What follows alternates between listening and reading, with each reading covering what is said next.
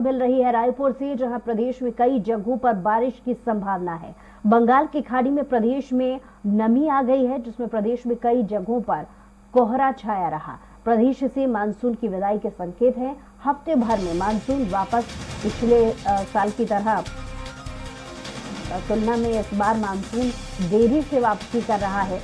और इसी पर ज्यादा अपडेट के साथ लगातार हमारे साथ दिलीप साहू जुड़े हुए हैं लाइव।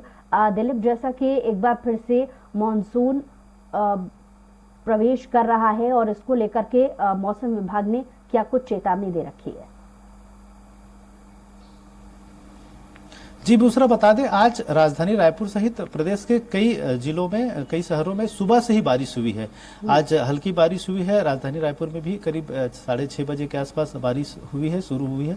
और अभी भी मौसम बादल छाया हुआ है। हालांकि बारिश बंद हो गई है, लेकिन जिस तरह से माहौल है इसमें मौसम विज्ञानियों को कहना है कि बंगाल की खाड़ी से जो लगातार नमी आ रही है, इसकी वजह से प्रदेश में अलग अलग स्तर पर बारिश हो रही है। और खास करके ये जो बारिश है वो खंड वर्षा की स्थिति में हो रही है। हर आधे 1 किलोमीटर की दूरी में बारिश कहीं रहती है, कहीं नहीं रहती, इस टाइप की। लेकिन जब बारिश हो रही है तो लेकिन माहौल बना हुआ है। और जिस तरह से आमतौर पे मानसून की जो शुरुआत होती है उसके बाद बारिश होती है, फिर मानसून के एक विदाई का समय आता है जब मानसून वापस लौटते रहता है, उस दौरान भी बारिश होती है। तो आमतौर पर 10 अक्टूबर तक मानसून वापस लौट जाती है, उसके बाद बारिश नहीं होती, मौसम साफ हो जाता है और ठंड के जो मौसम है वो शुरू हो जाते हैं। लेकिन इस बार जिस तरह से माहौल बना है उसमें करीब 1 सप्ताह लेट से मानसून की वापसी हो रही है।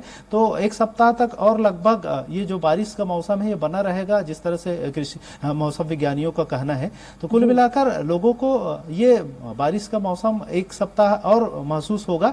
और इससे खास करके इस बारिश की वजह से काफी नुकसान भी हो रहा है किसानों को। खासकर बहुत सारे जो छत्तीसगढ़ की बात करें तो छत्तीसगढ़ में मुख्य रूप से धान की फसलें जो लगाई गई है, उसकी अर्ली वैरायटी की जो फसलें होती है वो लगभग तैयार हो गई है और काटने की स्थिति में आ गई है। और एक छत्तीसगढ़ सरकार की ओर से 1 नवंबर से धान खरीदी का ऐलान भी किया गया है। लेकिन जिस तरह से मौसम बना हुआ है बारिश की वजह से धान में कीटों का प्रकोप बढ़ गया है, बीमारियां आ रही है। इसके अलावा जो धान की बालियां निकल गई है वो हवाओं और बारिश की वजह से जब गिर जाती है नीचे तो उसमें भी सड़न आ जाती है। तो कुल मिलाकर किसानों का काफी नुकसान उठाना पड़ रहा है और काफी मशक्कत भी करनी पड़ रही है, क्योंकि लगातार बीमारियों का प्रकोप बढ़ रहा है। लेकिन दवाइयों का छिड़काव भी करते हैं तो बारिश हो जाने की वजह से दवाइयों का असर नहीं रह जाता, क्योंकि छिड़काव करने के बाद कम से कम 24 घंटे तक बारिश नहीं होनी चाहिए। लेकिन लगातार हम देख रहे हैं सुबह शाम कहीं ना कहीं बारिश हो ही जा रही है।